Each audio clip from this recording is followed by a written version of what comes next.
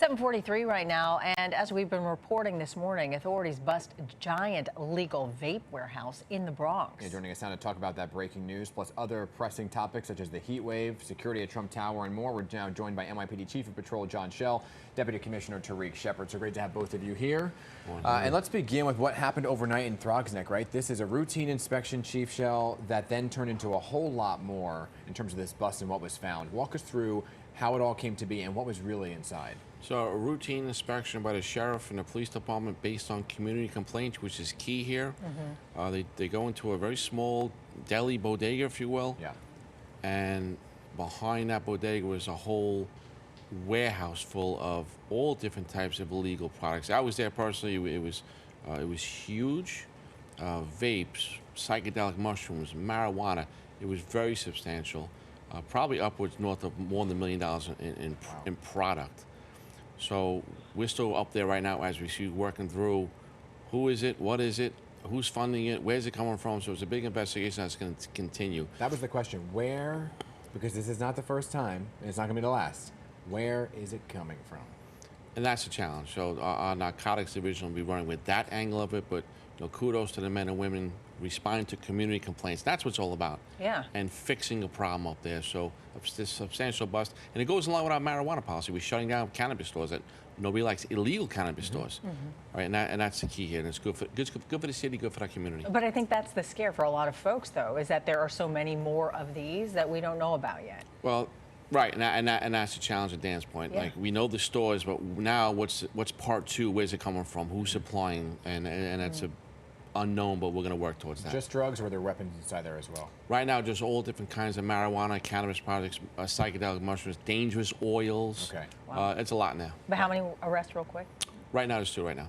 Okay. 2 arrests. All right, let's talk about the heat wave, because we are feeling it. I mean, and we are inside for our jobs, but the men and women in the police department, they're outside, right? So how are you kind of handling, are you changing up shifts in terms of how long an officer might be outside? Yeah, so we're just taking a common sense approach. I think I'm gonna ask the mayor to put a pool inside of 1PP. But look, we've done a lot to make sure that we are ready for it. We increased the hours for our guys who work in our facilities to make sure the ACs are working in a lot of the precincts and other commands. We make sure the cars, the ACs are working. But also we look at things like not extending the tours as much as some of the officers, making sure that officers stay hydrated, talking to them about that. Officers that work in transit, telling them to be smart, take your breaks, come upstairs when you need to. So it's really a common sense approach and a health and wellness approach to the heat wave. Do you find, though, that the heat has any kind of impact on crime? When it comes to crime, it can have both effects. You have a lot more people staying outside. Sometimes it's cooler outside than some people's homes where they don't have air conditioning and things like that.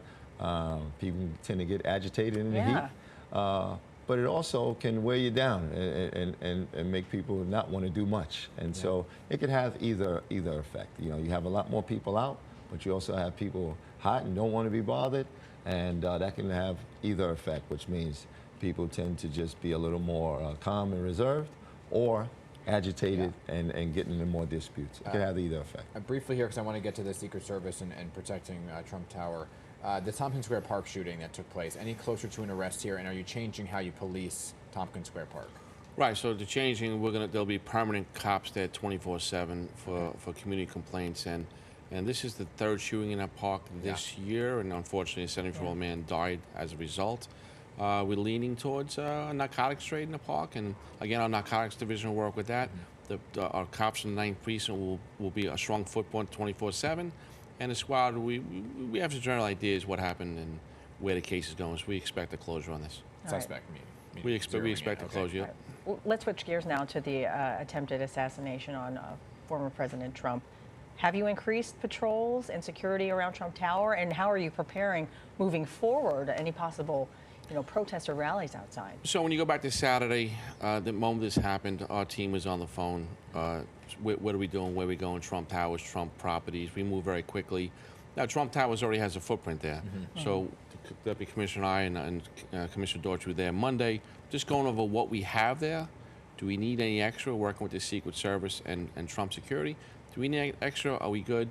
Because through the election cycle and the family company going, So we're in a good place. We just want to double down and make sure it's secure. Yeah, the security aspect, I think we all see it, right? We see it out there on Fifth Avenue. I think the larger conversation now is what are the conversations between local and federal departments, especially when you look at what happened on Saturday. There's a lot of finger pointing now about what the Secret Service did versus what local did. The former president was in the Bronx, for example, right? So when you have a rally like that, I don't know who wants to take the question here. What are the communications on who's protecting what area? Yeah, so there's a lot of meetings that take place with all of our partners, especially the Secret Service on something like that.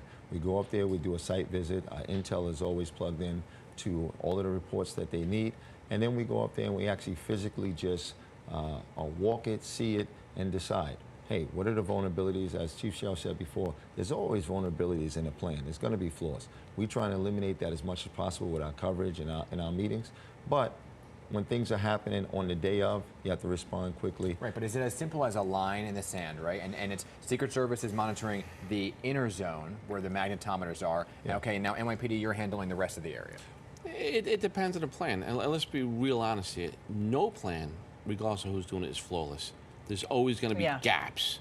And do we find the gaps, fix the gaps. But back to the Bronx, we had numerous meetings with the Secret Service. We do this continuously with them and other federal partners. And when we went to the Bronx, we talked about communication, line of sight. There was a building, there was a one building purchase. We walked through all that. So I don't know what happened in Pennsylvania. That'll work. That process will work its way out, and we'll post action that and get some answers. But as far as New York City, our relationship with the Secret Service is very good, and we do it continuously. I do want to say this, these are fantastic agencies. There's nobody better than dignitary protection in the Secret Service. Pennsylvania State Police, great partners, very competent people. So you just have to see what happened here. Yeah.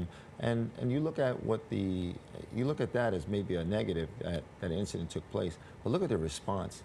When you look at that counter sniper, really, I have a lot of respect for him. I think they should be law enforcement man of the year. To be calm under that kind of pressure and be that precise and just know what to do. You could say training all you want, but to actually do it, he deserves a lot of credit, and that is a testament to the Secret Service. And look at this stage. What do? They put their bodies on top of the president, fully knowing what can happen. So there was some heroic things there, and then we'll look at some things that might or might not happen because we don't know all the answers. We don't know the answers. We really can't critique it until you know the answers. Right. Well, gentlemen, thank you for taking the time to come in this morning. And maybe we'll put out a word to Mayor Adams about getting that cool plunge, that cold plunge pool. We need as much support Maybe as one we of can those, on right? this Well, look, I'll be honest with you. Some of us have a pool at home. And we could jump in. We can. So We're all going to his Is that house. why he wore the polo shirt today? Like summer casual. He was at the house one day. Some of us can play sports. All right, I'll leave it at that. Thanks, gentlemen. Appreciate your time, as always.